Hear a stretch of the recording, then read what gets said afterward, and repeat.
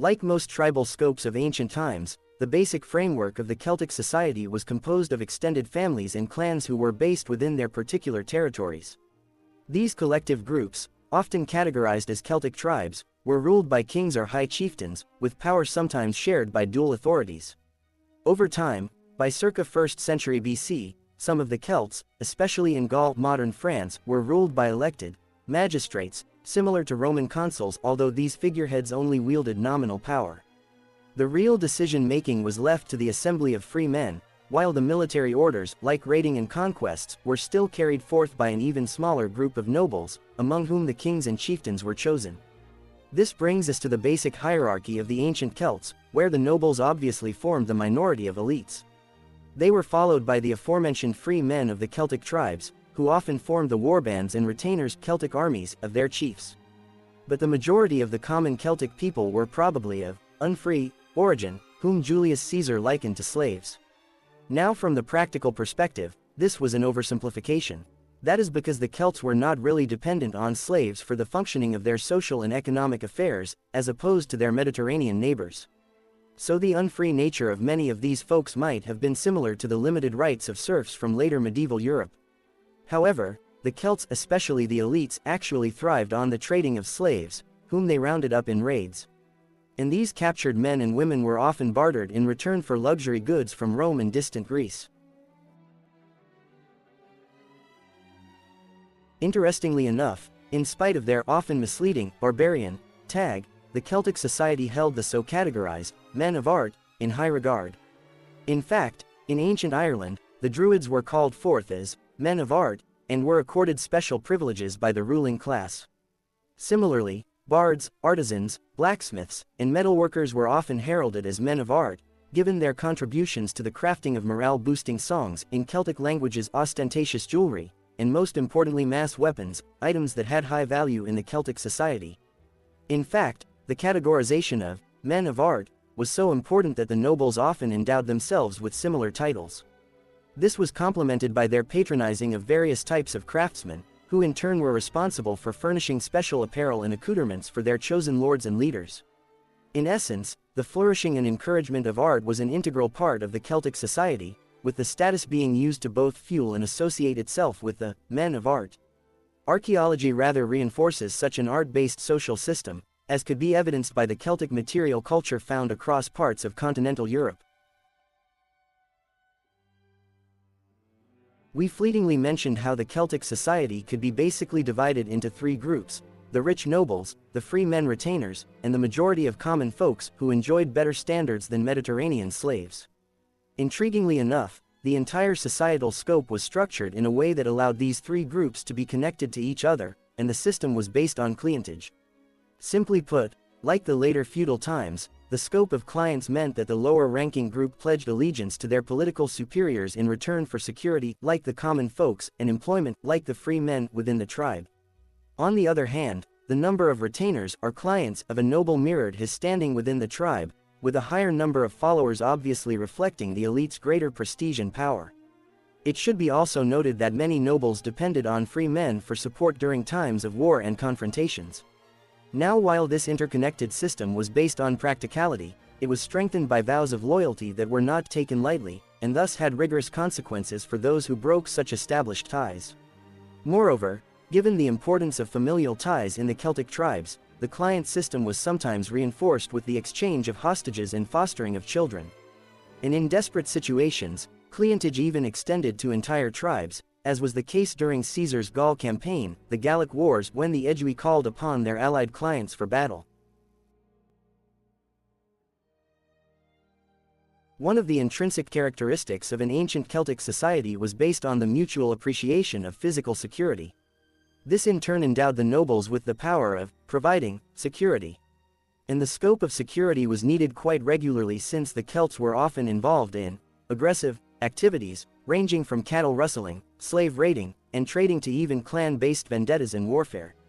In fact, these low-intensity conflicts rather prepared the young warriors for actual Celtic warfare, not only psychologically, since courage was not seen as a virtue but rather viewed as expected behavior, but also tactically, like honing his weapon handling and most importantly demonstrating his martial reputation as a warrior.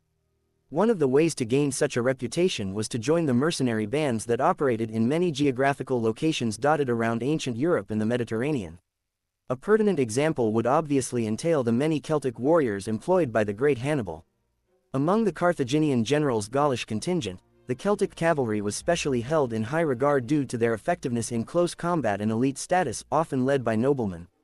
The Celts also proved their value as mercenaries in the armies of Syracuse and even the Diadochi successor kingdoms of Alexander, with one intriguing example relating how they operated as elite infantrymen in the military of the Ptolemies of Egypt pictured above. Many of these mercenary bands acted as pseudo-brotherhoods, with their army fraternity codes being distinct from the ordinary soldiers of the numerous clans and tribes. Polybius noted how the Celtic mercenaries who arrived from the north to aid their Cisalpine Gaul brethren at the Battle of Telamon against the Romans were called the Gessitae, or simply, spearmen. However, the term itself may have been derived from the Celtic word geisi, which roughly translated to bonds or sacred rules of conduct. The hierarchy of the ancient Celtic society was partially inspired by the prestige of the leader or the chieftain. And this flare of prestige, in turn, was determined by the wealth he had acquired through numerous endeavors, ranging from raiding and warring to even trading. In essence, the war chiefs understood that the greater wealth they acquired, the bigger the chance that they will have to retain their clients and thus wield power. One of the by-effects of this simple economic system was mentioned in the earlier entry, where selected groups of Celtic warriors became mercenaries, thus gathering riches and spoils from the distant lands of Greece, Egypt, and even the Roman Empire, thus enhancing their prestige in their native lands. Another interesting example would pertain to the trading of slaves. While rounding up slaves was relatively easy for the Celtic warbands given the loose structure of many fringe villages and settled lands, when compared to their Mediterranean counterparts, these slaves were often not integrated into the Celtic society. Instead, they were traded for luxury goods like wine and gold coins. Now, while for a Mediterranean merchant, the deal was seen as being too easy, since slaves were often more profitable than mere fixed commodities, the trade was practical for a Celtic warlord. That is because the acquisition of wines and luxury goods and their distribution among his retainers would actually reinforce his standing within the tribe structure. Much like their Germanic neighbors, the ancient Celts gave special significance to feasting. These social gatherings, patronized by the nobles, almost took a ritualistic route, with a variety of ceremonial features and hospitality codes.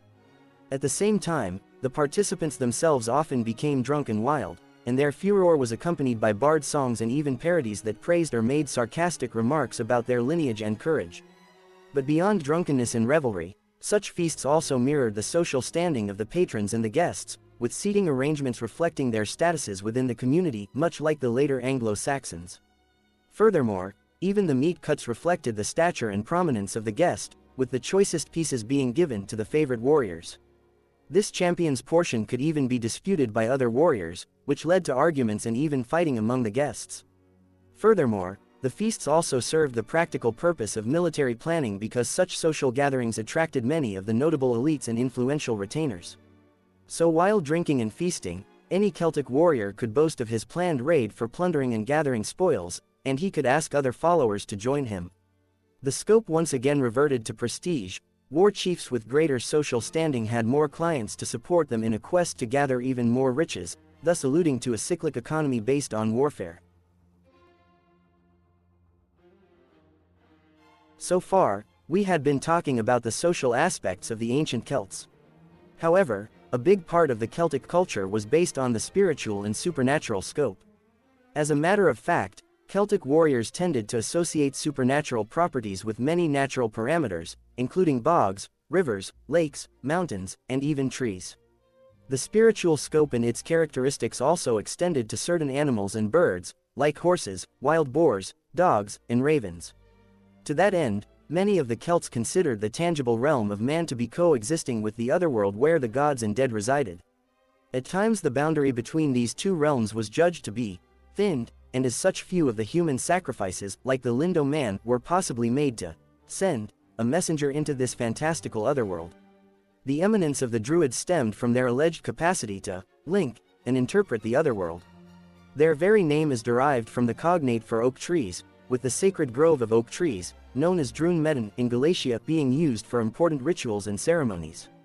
In that regard, while Druids were more popular in ancient Gaul and Britain, men with high social status who acted as the guardians of tribal traditions were fairly common in the Celtic world, even in distant Galatia in Asia Minor.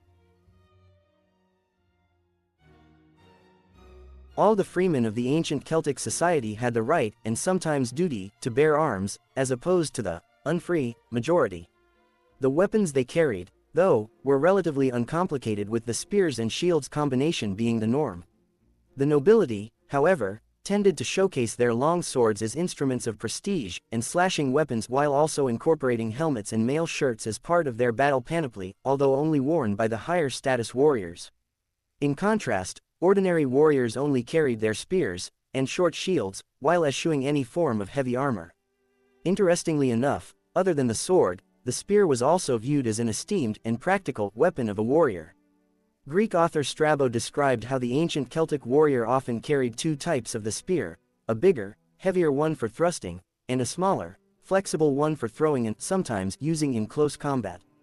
As for defensive equipment, Greek traveler Pausanias commented on how the Galatae, Celtic people who migrated and settled in central Anatolia, carried their distinctive shields. Livy further attested how the Celtic shields were relatively long with an oblong shape, but practicality once again suggests that heavy shields were probably only carried by the elite retinues. As for missile weapons, archaeological evidence suggests that bows were in very low demand for Celtic warriors. On the other hand, there are plenty of sling stones that have been found around the hill forts of southern Britain, thereby alluding to how slings were probably more favored than bows as weapons by some Celtic groups.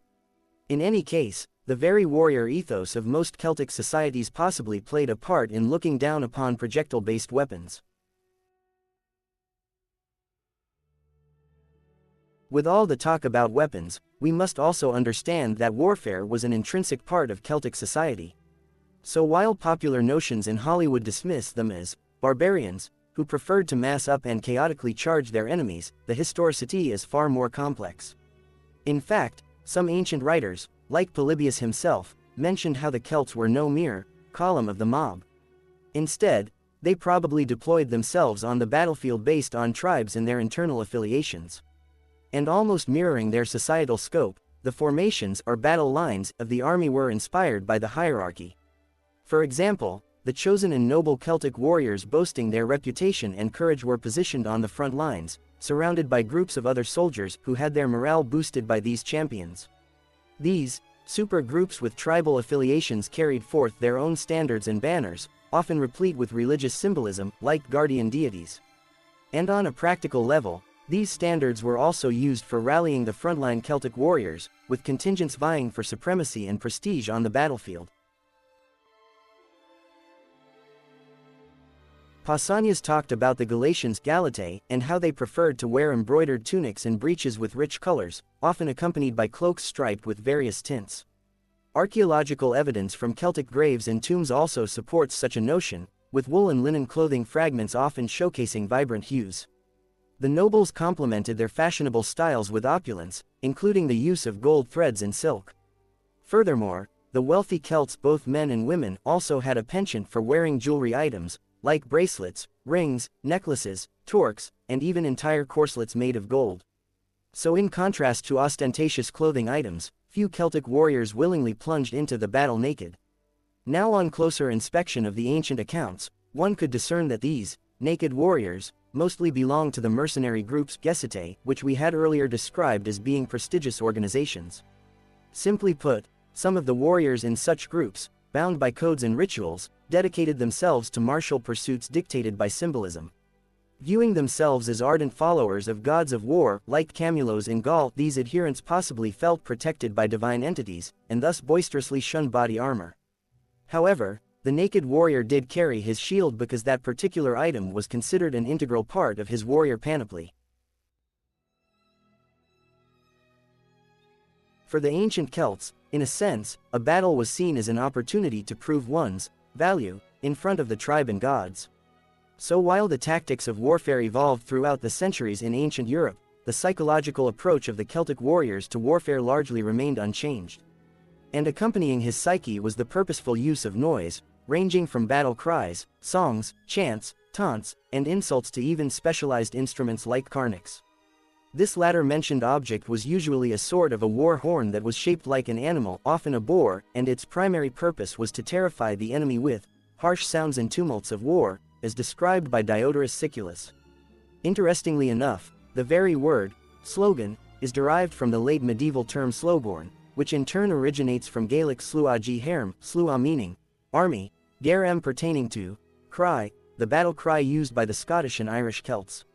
The Celtic warbands were sometimes also accompanied by druids and banshee, women who made their presence known by shouting and screeching curses directed at their foes.